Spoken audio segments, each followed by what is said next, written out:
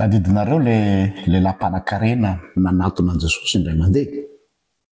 Mieritreritra hoe domoko tapany andoherany an Jesosy, kanjo rakatry Jesosy le fika. Ao alozy, rehefa mpianatra tsara, ino no ataoko andovako ny fiainana mandrakizay? Dia namaly azy Jesosy. Nahoana no ataony hoe tsara aho? Zany hoe aoka zava ny resaka.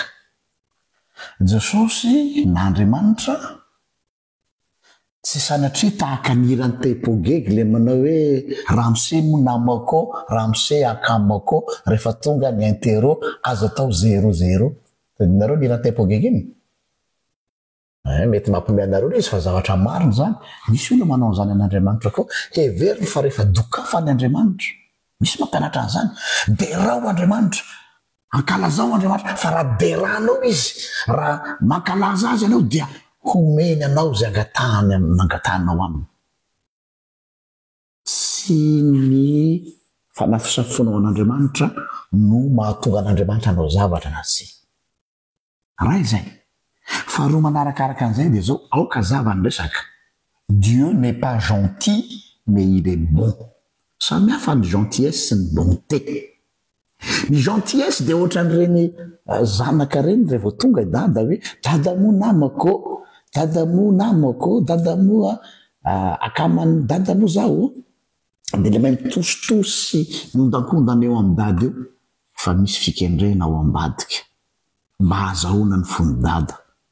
Ka manipulevana azahoana zay angatahana. Andriamanitra rehefa mangataka tsika dia afaka miteny oui izy ary afaka miteny non. Ary izay lay gentillesse le manao oui à toute chose. Amintsika masy hoe tsara fanahy iny olona, tsara fanahy Andriamanitra dia satria valide zay zavatra rehetra tadiavintsika. Fa rehefa tsy manao an'izay izy dia tsy tsara fanahy, tsy tsara tsony izy. Bon, Dieu est bon et non gentil. Ka ao anatin'ny fahatsaran'Andriamanitra ny fitenenany hoe tsia rehefa tsia. Matoa izy miteny aoka ny teninareo hoe dia eny rehefa tsia dia tsia. Ny tsia tsy voatery ho mariky ny faharatsiana mihitsy na koa mariky ny tsy fankasitrahana. Satria ny tsia an'Andriamanitra dia misy antony avokoa. Izany no afatrapitaina amintsika kehitriny. Tahaka nataony Mosesy azafady. Le nangataka hoe mba tia hita ny tavanao aho. Nangataka faveur i Mosesy. Tsy neken'Andriamanitra ny fangatahany Mosesy. Saingy ny valiny dia mihoatra lavitra noho ny fandavana, zany hoe nahazo non catégorique Mosesy, non. Fa tsy non sec ohatra anatsika non za tsy teny mety, tsy mitovy amin'ny non tsika non an'Andriamanitra. Dia zao nefa namaliny an'i Mosesy. Tsy misy olona afaka hita an'Andriamanitra ka velona. Kanefa ozy, eno tsara ty, hampandalo ny fahatsarako rehetra eo anoloanao aho.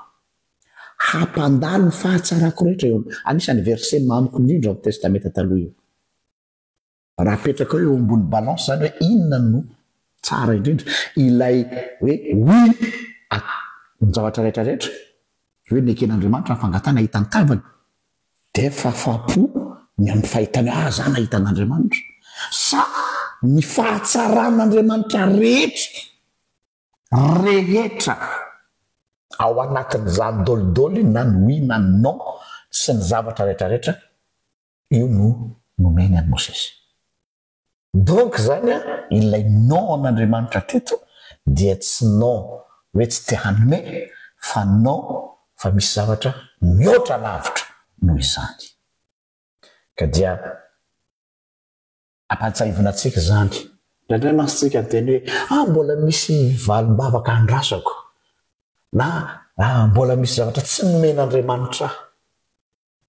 Zany hoe ao ambadiky le izy misy karazana alahelo, misy karazana fahadisom-panantenana. Normal na maha-olombelona tsy zay. Fa za mba te-teny aminao hoe mba adiadio kely, creuseo kely ilay non n'Andriamanitra. Inona io dikany non io? Fa io non io na io tsy io dia izao hampandalo ny fahatsarany rehetra eo anoloanao izy. Tsia ny amin'iny saingy ny fahatsarany rehetra dia manaraka aorian'izay. Samy io tahina daholo tompoko.